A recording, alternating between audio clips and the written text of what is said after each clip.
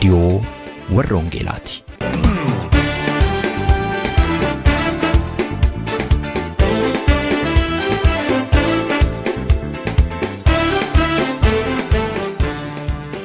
रेडियोन वर्रोंगेला tokkummaa waldooti Oromoo warroongeelaa Awurooppaatiin qophaa'e torbanitti si'a tokko guyyaa sanbadduraa dhaggeeffattoota biyyootii gaanfa Afrikaaf naannoo isaatiif akka lakkoofsa sa'aatii Itoophiyaatti galgala sa'aatii 12 hamma sa'aatii 12:00tti dambalii gabaabaa kiilooheerzii 15,515 yookaanis meetir baandii 19 irratti dhaggeeffattoota kibbaaf giddugaleessa Awurooppaatiif immoo akka lakkoofsa sa'aatii giddugaleessa Awurooppaatti galgala sa'aatii 21 hamma sa'aatii 21:00tti dambalii giddugaleessaa kiilooheerzii 1,355 irratti kan isin qaqqabu tamsaasa wangeelaati. Kun reediyoo warroongeelaati. Harka fuunee attam jirtu jaallatamtootaaf kabajamtoota dhaggeeffattoota reediyoo warroongeelaa. Reediyoon warroongeelaa sagantaa ishee guyyaa har'aa qabattee kunoo dhiyaatteetti. Sagantaa keenya har'aa keessatti ergaa sagalee Waaqayyoo fi dhuga ba'iinsa jireenya namaa ijaaruu qabannee dhiyaanneerraa faarfannaanis qaama sagantaa keenyaa har'aati. Egaa hamma xumura sagantaa keenyaatti akka obsaan waliin taatan kanan isin affeeru qopheessaa raadiyoo warroongeelaa ana Roobsan Makkooti. Sagantaa keenya har'aa keessatti ergaa sagalee Waaqayyoo kan nuuf fidan lubaa Dassaalee Mangashaati. Lubi Dassaaleen qo'annaa macaafa qulqulluu ergaa Phexros isa jalqabaa irratti hundaa'ee walitti aansuudhaan nu dhiyeessaa turuun isaanii ni yaadatama. Egaa har'a kan isinii dhiyaatu kutaa 21ffaa ergaa Phexros isa jalqabaa irratti kan hundaa'ee qo'annaa macaafa qulqulluu kutaa 21ffaa luba Dassaalee Mangashaa wajjin qophii dhuga ba'iinsaa keenya har'aa keessatti immoo obboleettiin keenya Boontuu Abdii torbanoota darbaniif walitti aansitee dhuga ba'iinsa ishee nuuf hiraa turteetti. Boontuun biyya Arabaa keessatti rakkina guddaa ishee qunname akkasumas immoo rakkina sana keessatti akkamitti gargaarsa Waaqayyoo akka argatte nuu seenessuu jalqabdee turte har'as itti nufufti. Jaallatamtootaaf kabajamtoota dhaggeeffattoota keenya egaa hamma xumura sagantaa keenyaatti akka obsaan waliin turtan kan isin affeeru ammas qopheessaa raadiyoo warroongeelaa ana Roobsan Makkooti. Yatamaadhaaf si qofatu iddoo qaba addumaa bilaalchi kee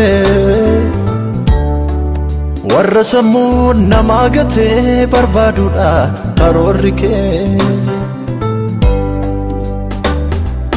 Jibbamaadhaaf si qofatu iddoo qaba addumaa bilaalchi kee warra sammuu namaa gatee barbaaduudha karoorri kee.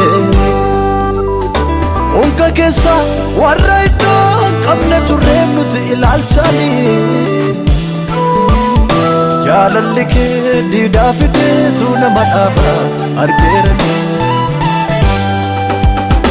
Biyya keessa warra iddoo qabne turreef nuti ilaalchaanii gargaarsi kee diidaa fideetu nama dhaaba argeeranii.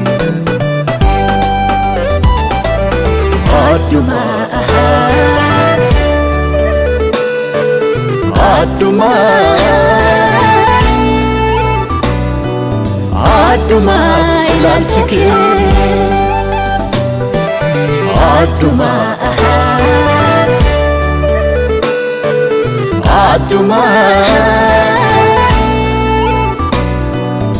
addumaa fo'annaan kee addumaa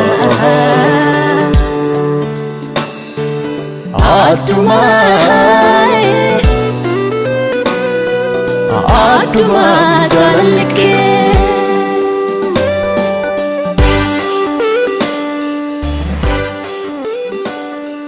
Nagaan Waaqayyo biraa gooftaa keenya Yesuus Kiristoos. Barreessi warra sagantaa kana karaa garaagaraa hordofaa jirtan isiniif haa ta'u isiniin jedha. Ergaa Phexros jalqabaa irratti qorannoo macaafa qulqulluu gaggeessaa jirru yeroo darbe kutaa 20ffaa walii wajjin ilaallee turre. Kutaa 20ffaa keessatti boqonnaa 3 lakkoofsa 4 kaasee hamma 6tti kan jiru waa'ee mana hafuuraa ta'anii ijaaramuu isa jedhu laallee turre. Achi keessatti mana hafuuraa ta'anii ijaaramuuni adeemsa akka ta'e guyyaadhuma tokkotti kan xumuramu tun ta'in jireenyi hafuura keenyaa, jireenyi amantii keenyaa, jireenyi waaqayyo wajjin jiraachuun keenyaa guyyaa muraasa yookaan yeroo gabaabaa keessatti ijaaramee wanta xumuramu utuu hin ta'in adeemsaan kan ijaaramu ta'uusaa, guddinni jabinni mana hafuuraa kun immoo hamma Kiristoos Iyesuusin fakkaachuutti guddannutti akka inni adeemu, akka inni ijaaramu isa kana walii wajjin ilaallee turre. Isa kana keessatti egaa akka adeemsa tokkotti jireenyi hafuuraa kuni ijaaramuudhaaf maal isa barbaachisaa kan jedhu kaafne akkamittiin ijaarama yookaan immoo akkamitti ijaaramuutu isarra jiraata kan jedhu inni jalqabaa dhagaa jiraataa isa ta'etti dhiyaachuudhaan jennee dhagaa jiraataan kun immoo gooftaa keenya Yesuus Kiristoos akka ta'e isatti dhiyaachuu jechuun immoo itti amanuu akka ta'e, isa kadhachuu akka ta'e, sagalee isaa dhaga'uudhaan jiraachuu akka ta'e walii wajjiniin ilaallee turre. Inni qabxiin lammaffaa har'a kutaa 21ffaa kana keessatti ilaallu hafuura mana hafuuraa ta'anii ijaaramuuni bu'aansaa maalinni yookaan immoo akeekni isaa maalinni, maaliif mana hafuuraa taanee ijaaramuun nu barbaachise isa jedhu akeeka isaa walii wajjin ilaallaa jechuudha. Akka kutaa kana keessaati agarrutti akeekni mana hafuuraa ta'anii ijaaramuu inni jalqabaa waaqayyoon gammachiisuufi. Jireenya waaqayyotti gammade, jireenya waaqayyoo akeekasaa, yaadasaa keessatti arguu isaatiin inni gammadu tokko, wanta waaqayyoon gammachiisu tokko, jireenya waaqayyoon gammachiisu iddoo jalqabaatti jiraachuudhaafidha. Manni tokko akkuma beennu bakka boqonnaati, bakka namni keessa jiraatudha. Mana abaluu yommuu jennee dubbannu mana abaluun naqaa, manni abaluufaa kunnoo asii kunnoo achi yommuu jennu manicha sanaa fi abbaa qabeenyaa ta'uu nama sanaa yookaanis immoo bakka namni sun itti argamu teessoosaa yoo barbaadame iddoo dhaabbataa lafa jireenya nama sanaa agarsiisa. Namni immoo amma isaaf danda'ametti mana keessa jiraatu mana kooti jedhee bakka itti galu tokko amma humna isaatiitti amma isaa galee amma isaa danda'ame miidhagfatee bareechatee keessa jiraata. Isa kana kan inni godhuufi manicha keessa gammadee jiraachuufi itti tolee keessa jiraachuufi. Egaa mana hafuuraa taanee yommuu ijaaramnu jireenyi keenya lafa bultoo, lafa jireenyaa waaqayyoo yookaanis immoo bakka jireenyaa hafuura qulqulluu ta'a jechuudha. Mana hafuuraa ta'a. Mana hafuuraa ta'anii ijaaramuu isa kana ilaalaa jirra. Manni hafuuraa kun immoo bakka hafuurri waaqayyoo keessa jiraatudha. Ergamichi Phaawulosi ergaa isaa warra Qorontositti barreesse jalqabaa boqonnaa 3 lakkoofsa 16 kaasee hamma 17tti maal jedha? Isin mana qulqullummaa waaqayyoo akka taatan hafuurri waaqayyoo isin keessa buufatee akka jiru hin beektaniire? Namni mana qulqullummaa waaqayyoo yoo balleessee jedha waaqayyo immoo isa hin balleessaa. Manni qulqullummaa waaqayyoo dhuguma qulqulluudha, innis immoo isinii jedha. Iddoo tokkotti immoo waaqayyo mana maalii naaf ijaartu? Dhugumaan mana harki namaa ijaare keessan jiraadhaaree jedheetu ani garuu gara nama isa sagalee koo sodaatu gara isa hafuurri isaa cabaa ta'ee nan ilaalaa'edha. Egaa manni hafuuraa tokko lafa bultoo hafuurri qulqulluun keessa jiraatudha yoo jenne jireenyi keenya immoo mana qulqullummaa sana mana hafuurri qulqulluun sun keessa jiraatudha yoo jenne jireenyi keenya hafuura kanaan yommuu ijaaramu hafuurri kuni gammadeetu jireenya keenya keessa boqota jechuudha yommuu hafuura isaatiin akka amma gararraadhaa ilaalletti sagalee waaqayyootiin ilaalamu ijaaramaa deemnu bakka hafuurri qulqulluun itti boqotu bakka hafuurri qulqulluun itti gammadu jireenya hafuura qulqulluu hin gaddisiifne ta'a jechuudha. Ergamichi Phaawulos iddoo tokkotti immoo maal jedhaa hafuura qulqulluu isa guyyaa fayyinaatii fi mallatteeffamtan sana hin gaddisiisinaa'edha. Hafuurri qulqulluun lafa jireenyaa yommuu nu godhatu wanta nuti goonu hundinuu jireenya hafuuraa keenya keessatti adeemsa keenya keessatti walitti dhufeenya nuti namoota wajjiniin qabnu keessatti adeemsa guyyaa keessatti sa'aatii 24 torban keessatti guyyaa torba isa 724 jedhan sana jechuudha jireenyi keenya jireenya hafuurri qulqulluu wajjiniin wal qabatee jiraatu jiraanna jechuudha. Isa kana beekanii hubatanii hafuura kanaan ijaaramanii jiraachuun eebba guddaadha. Inni lammaffaani luboota qulqullummaa ta'uudhaaf jedha. Hojiin lubootaa keessuma akka kakuu moofaa keessatti ilaallutti waaqayyoof nama gidduu dhaabachuu ture. Haala sanaani bakka bu'oota waaqayyoo turan jechuudha. Kakuu haaraa keessatti ammoo amantoonni hundinuu luboota mootummaa waaqayyoo ta'anii waamaniiru. Isa kana kutaa keenya sattaanu keessatti gadi fageenyaan in ilaalla. Yeroo darbee waa'ee qulqullummaa yommuu ilaalle qulqullummaa jechuun waaqayyoof adda ba'uu jechuudha jenneetu turre. Namni tokko qulqulluudha immoo jennu adda ba'e jechuu keenyadha. Waaqayyoof of kenne jechuu keenyadha. Luboota qulqullummaa ta'uu jechuun saba waaqayyoo adda baafate yookaan immoo saba waaqayyoof adda ba'e jechuudha. Mana hafuuraa taana yommuu ijaaramnu amala san waamee isa qulqulluu ta'e sana fakkaachuu fi mul'isuudhaan adeemna jechuudha. Nu keessa inni jiru hafuurri qulqulluun suni bultoo keenya keessatti jireenya keenya keessatti mul'ata. Akka namoota bakka deemnutti bakka jiraannutti bakka hojjennutti bakka hundumaatti nuti luboota jechuudha. Jireenya hafuura keenyaa hafuuraan yommuu ijaaramaa deemu hojii lubummaa kana hojii qulqullummaa kana hojii waaqayyoo mul'isuu kana hojii dhuga ba'umsa gaarii qabaachuu kana hojii namoonni jireenya keenya keessaa hojii hafuura qulqulluu argan kana jiraanna jechuudha. Inni sadaffaan kaayyoon mana hafuuraa ta'anii ijaaramu aarsaa hafuuraa dhiyeessuudhaaf lakkoofsa 5 irraa akka ilaalu.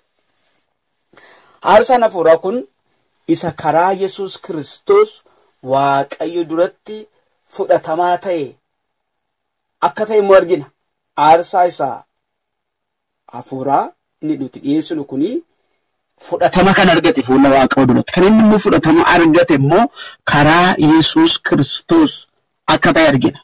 Kanaaf aarsaa hafuuraa dhiyeessuudhaaf mana hafuuraa ta'anii ijaaramna jechuudha. Kakuu haaraa keessatti aarsaan hafuuraa kuni haala afuriin ibsameera. Inni tokkoffaan namummaa ofii qalma jiraataa godhanii waaqayyoof dhiyeessuu isa nuti Roomee 12 lakkoofsa 2 irratti arginu jechuudha.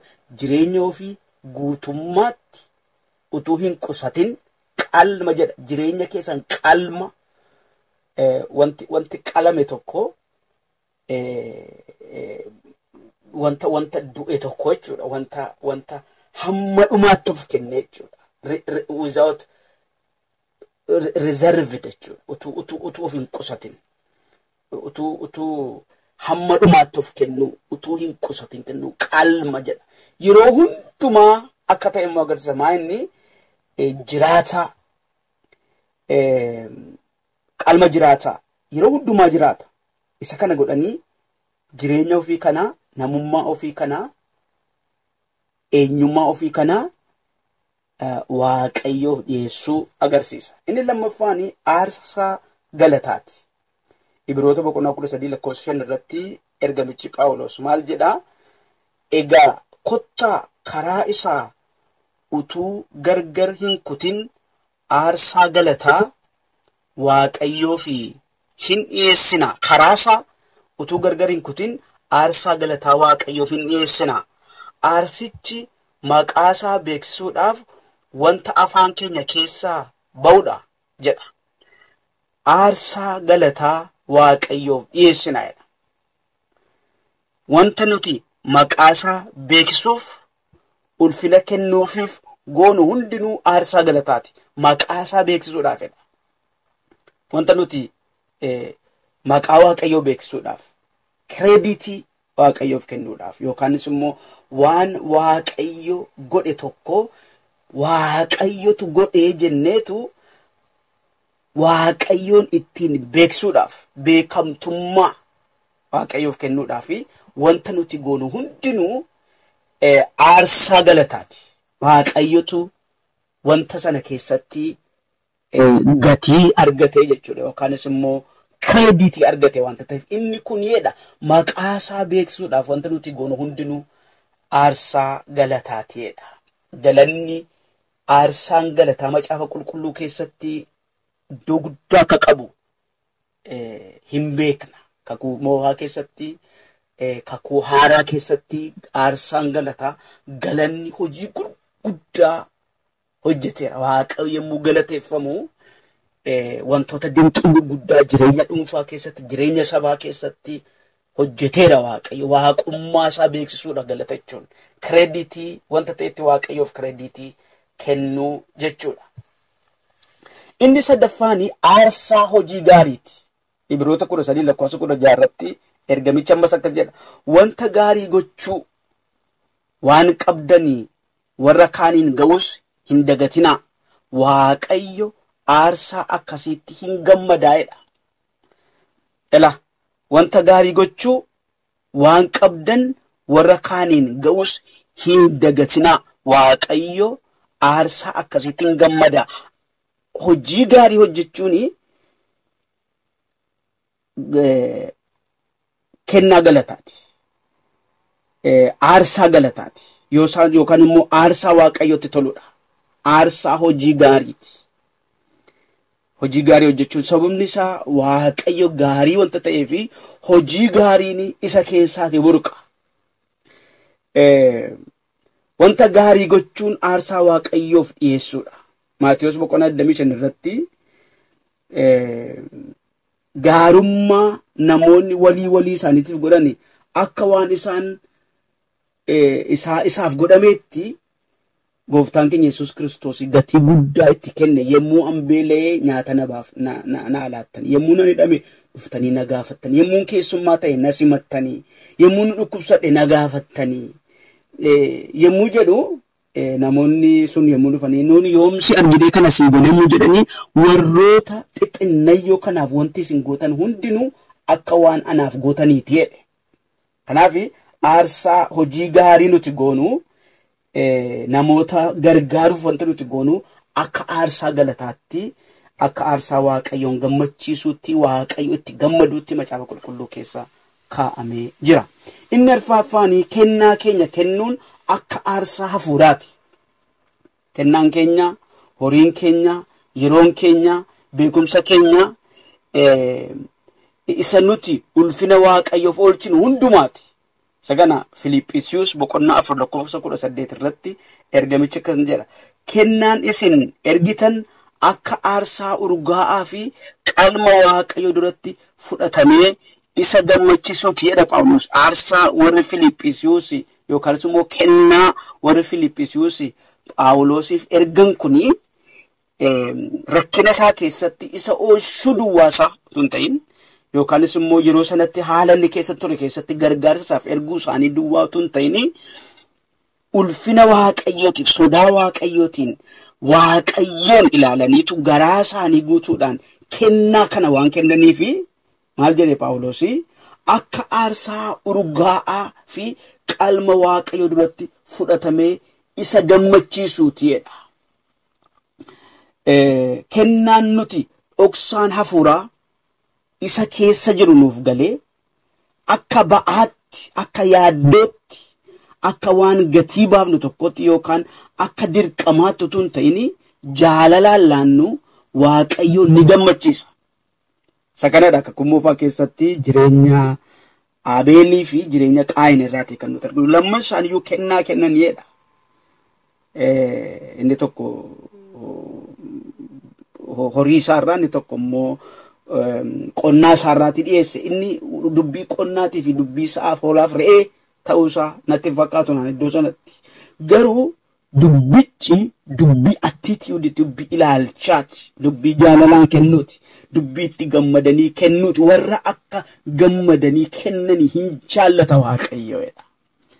Kanaaf wanta Waaqayyoon gammachiisu kennaa jireenya keenya keessatti ayyaana Waaqayyoo baay'isu gammachuudhaan itti amannee wanta nuti goonu kennaa nuti ulfina Waaqayyootiif jennee laannu hojii qulqullummaatiif laannu mana Waaqayyoo keessatti finnee laannu horii keenya yeroon keenya nuti invest goonu beekumsa nuti finnee invest goonu irratti bobbaasnu inni kuni haarsaa hafuuraati. Haarsaa hafuuraa Waaqayyotti toludha.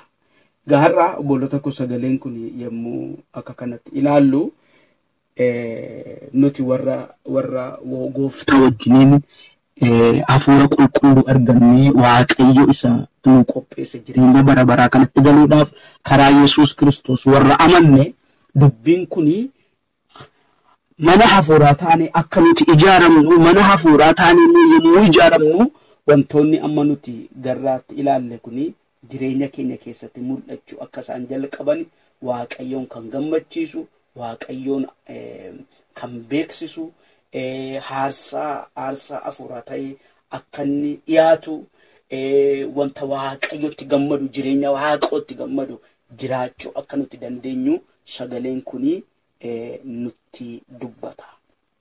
Sagalee kanaan Gooftaa hafuura qulqulluutiin gaggeeffamnee isaa wajjin dhugaatti akka jiraannuuf inni nu gargaaru. Hafuura qulqulluu galanni siif haa ta'u. Sagalee amma dhageenye kanaan jireenya keenya ijaari. Jireenya keenya kana hafuura kee kanaan immoo ati ijaartu jireenyi keenya siin kam gammachiisu namoota wajjiniin jiraannu haalaa fi hawaasa keessa jirru keessatti bu'aa kan buusnu ofii keenyaas immoo jireenya eebba qabnu akka nuti jiraannu nu godha. Hafuura kee qulqulluu yaa Waaqayyo narraan fudhatiin jedhe garbichi kee Daawit. Hafuura kee narraan fudhatiin jedhe. Hafuura qulqulluun gaddisiisina isa guyyaa fayyinaa keessatti mallatteeffamtan jedha dubbiin kee. Yaa Waaqayyo hafuura kee qulqulluu kan nu laattu hafuura kee kana akka hin gaddisiif dhugaadhumatti hafuura kee kanaan ijaaramaa mana hafuuraa taanee kaayyoo hafuura qulqulluutiif akka jiraannu ati nu gargaari. Maqaa Gooftaa keenya Yesuus Kiristoosiin. Galaana guddaa jennee sodaannaa lamatti hirtee ulaagaa baay'ee dhugatee jennaan balbala bantee ofii darbitee teellaan awaamtee warra kan keetii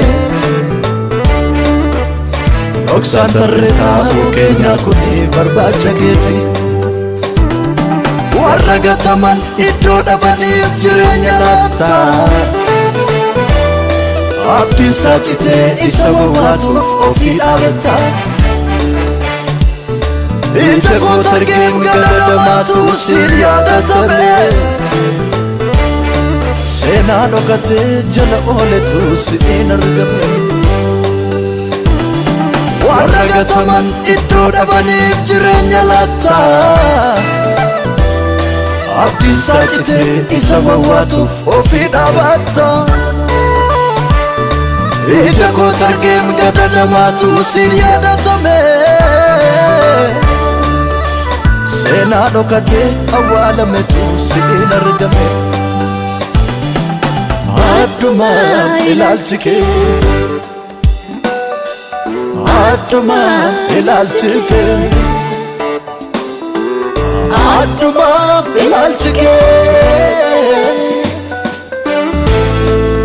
adduma ilaalchi kee, adduma fo'annaan kee, adduma fo'annaan kee, adduma fo'annaan kee, adduma fo'annaan kee. Kun reediyoo warra Wangeelaati. Sagantaan keenya itti fufa. Meetirbaandii 19 yookaanis immoo kiiloo heerzii 15,515 irratti guyyaa sanbadduraa galgala sa'aatii 12 amma sa'aatii 12:00 kan isinii darbu tamsaasa kana YouTube irratti, SoundCloud irratti, karaa Facebook akkasumas immoo karaa websaayitii keenyaa hordofuu dandeessu. Websaayitiin keenya maqaan isaa www.uoece.org jedhama. Irraan isinii deebi'a. www.uoece.org jedhama. Dhaggeeffattootni keenya biyya Ameerikaa immoo itti dabalaan lakkoofsa bilbilaa 51324 irratti tola bilbiluudhaan akkasuma nu dhaggeeffachuu akka dandeessan isin yaadachiisa. Facebook irra jirra, laayikii nu tolcha. YouTube fi SoundCloud irras jirra. Subscribe gochuudhaan karaa isinitti tolu nu hordofuu dandeessu.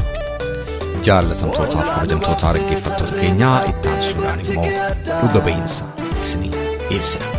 Akkuma isin yaadattan obboleettiin keenya Boontuu Abdii torbanoota darban keessa walitti aansuudhaan haala rakkisaaf hammaataa biyya Arabaa keessatti ishee qunnameef harka Waaqayyoo isa gargaarsaaf achi lafa onaa sana keessatti ishee qaqqabatee nuu seenessuu jalqabnee turte. Torbee darbee akkuma isin yaadattan Boontuun dhuga ba'iinsa ishee keessatti manoota namoota garagaraatti qaxaramtee hojjechuudhaaf yaalii ogootiyyuu rakkinni bifa gageeddaratee manneetii garagaraa keessatti ishee qunname dhumarratti akka isheen mana keessatti qaxaramtee hojjettu keessa fiiddee baatu akka isheen isa booddees mana tokko keessa isheef namootni hiriyoota ishee baay'inatu ta'aa jiranii poolisiin balbala cabsee hunduma isaanii walitti qabee mana hidhaa akka inni isaan galchee ture Boontuun kan ishee dhuga ba'iinsa ishee nu dhaabde. Har'a immoo mana hidhaa sana keessaatii nu jalqabuudhaan maal akka ishee irra ga'eef Waaqayyo immoo akkamitti akka ishee gargaaree nutti himti.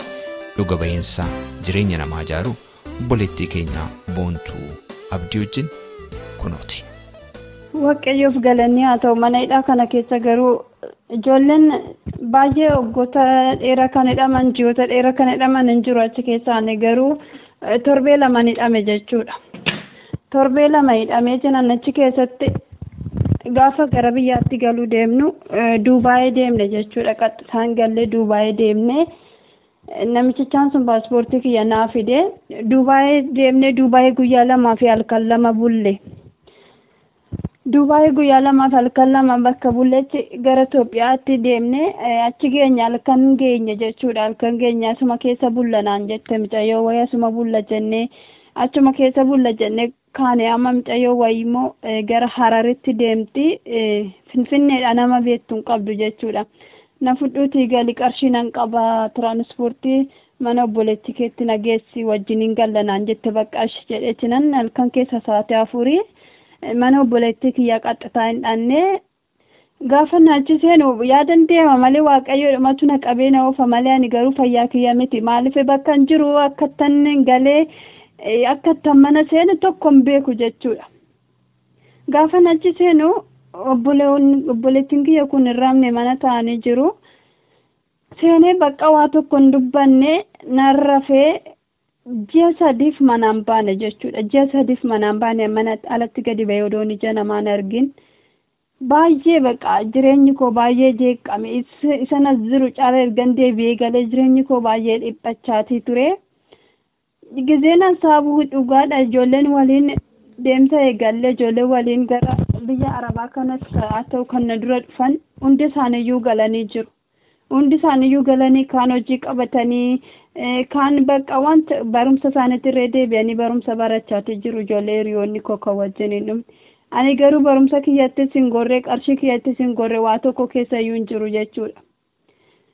Gizeen kana hasaabuu waan tokko maatiin koo akkuma isinitti himee maatiin koo waaqolii tolfamaa waaqeffachaa turanii yeroodhaan booda garuu isa waaqolii tolfamaa sanitti akka duraatti waaqessuuf erga didaniin booda qabeenyan isaanii jalaa dhume maatiin koo hin iyyooman baay'ee rakkachaatii jiru.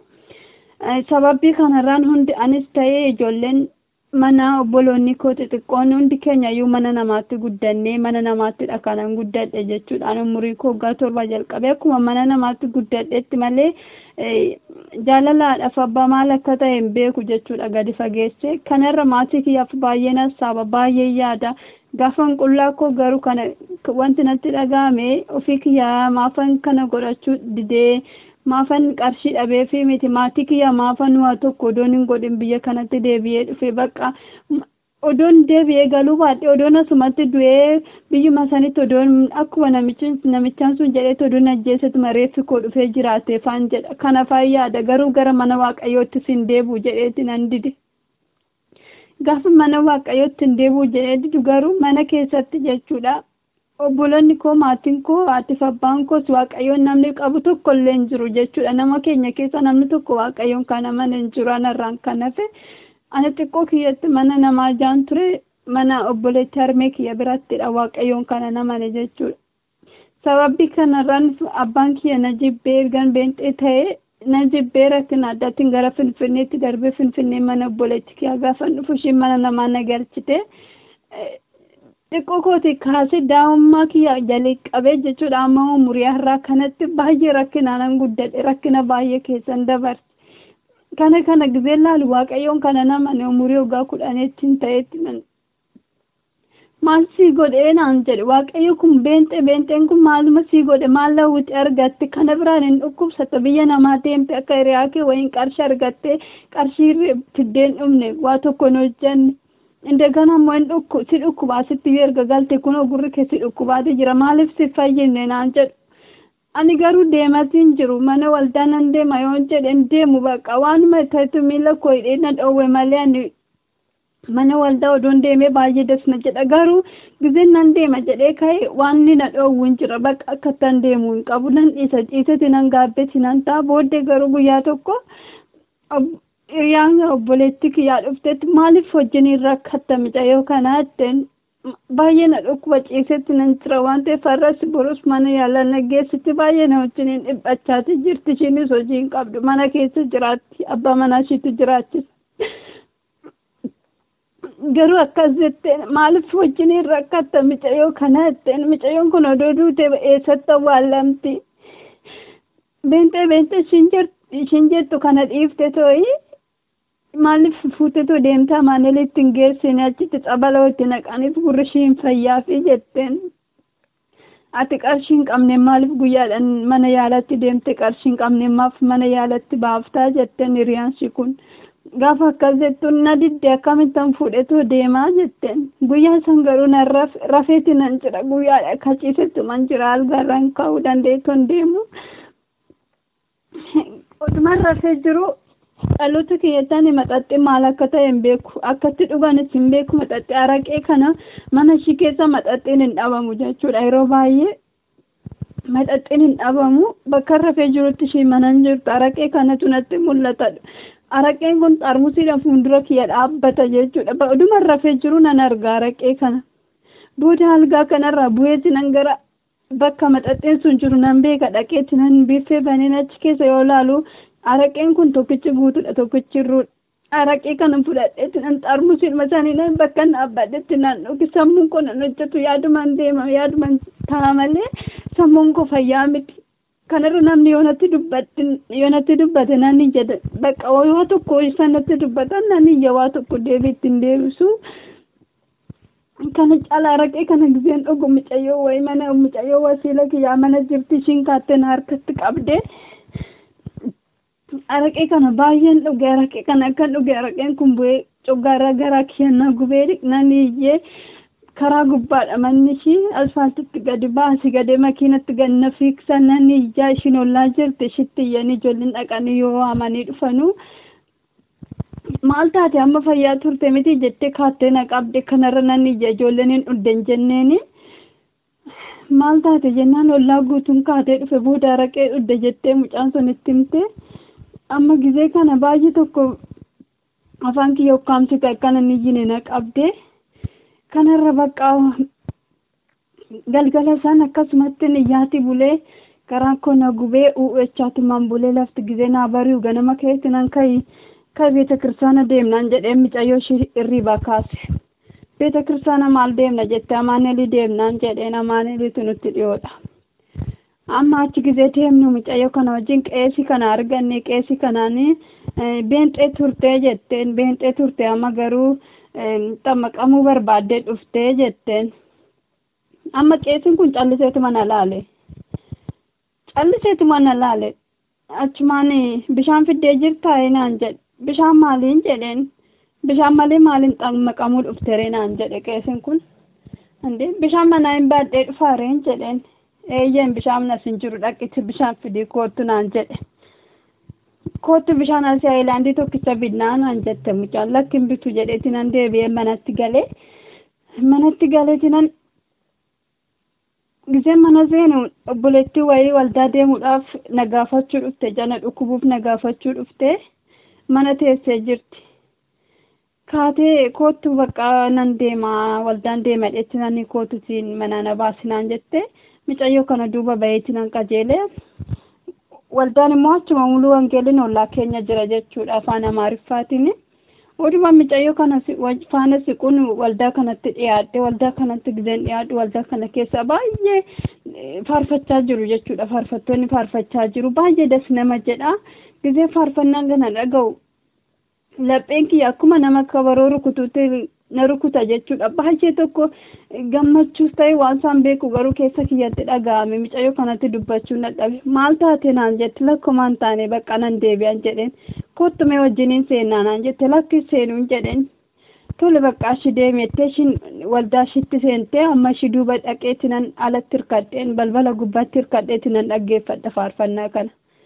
amma obboleessi wayii dhufeeti maali maaf dhaabbatte sagantaan jalqabee jiraan seentuu naan jedhe wangeela qabatee gara waldaatti ol seene gizeen akkana naan jedhuun obboleessa kana duuban seene isa duuba seenetti nan dhaqee duuba taa'ee boodee kadhate kana hundumayyuu hordofa olee wanti ta'e bayi na godhe kana caala tajaajilaan kun madrasii irra tajaajilaa jira oduma kan jedhu kadhachaa oduma jiru obboleessi wayii biyya keessa turte jedhe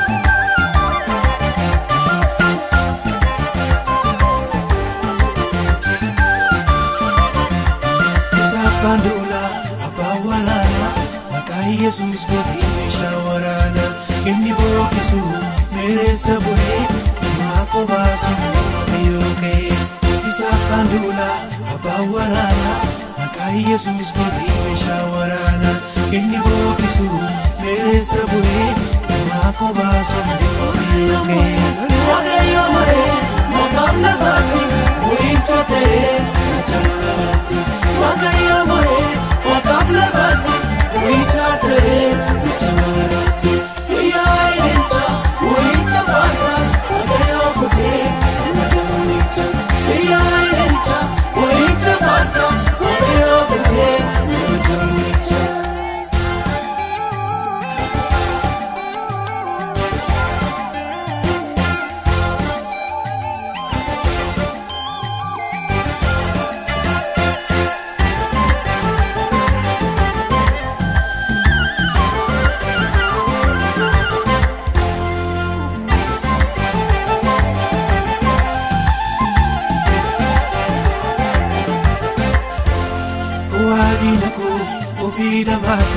Ulanaaf kotee maalitti aboo mootuma inni naaf kennee bineensi waadaa goota kuumee waadina koo ofii dhammaatee ulanaaf kotee maalitti aboo mootuma inni naaf kennee bineensi waadaa goota kuumee Waaqayyo malee maqaan lafaatti bu'icha ta'ee jamaaraatti Waaqayyo malee maqaan lafaatti bu'icha ta'ee jamaaraatti yaa ilaalcha bu'icha baasaa Waaqayyo gootee jamaaraatti yaa ilaalcha bu'icha baasaa Waaqayyo gootee jamaaraatti yaa ilaalcha bu'icha baasaa Waaqayyo gootee jamaaraatti.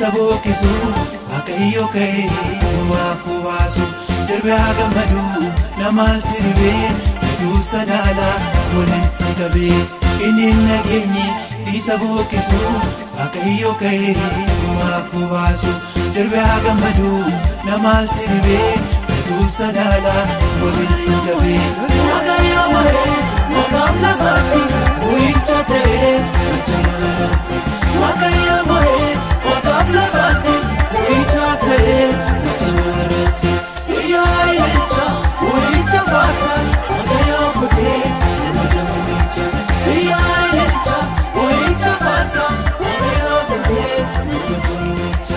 Dhaggeeffattoota keenya sagantaa keenyaatti akka eebbifamtan abdii qabna. Waa'ee sagantaa keenya gaaffii yookaan yaada yoo qabaattaniif karaa teessoo xalayaa keenya rwv@13 Oslo Norway jedhaatiin nu barreessaa yookaanis karaa iimeela keenya raadiyoowwarroongeelaa@gmail.com jechuudhaan nu qunnamaa.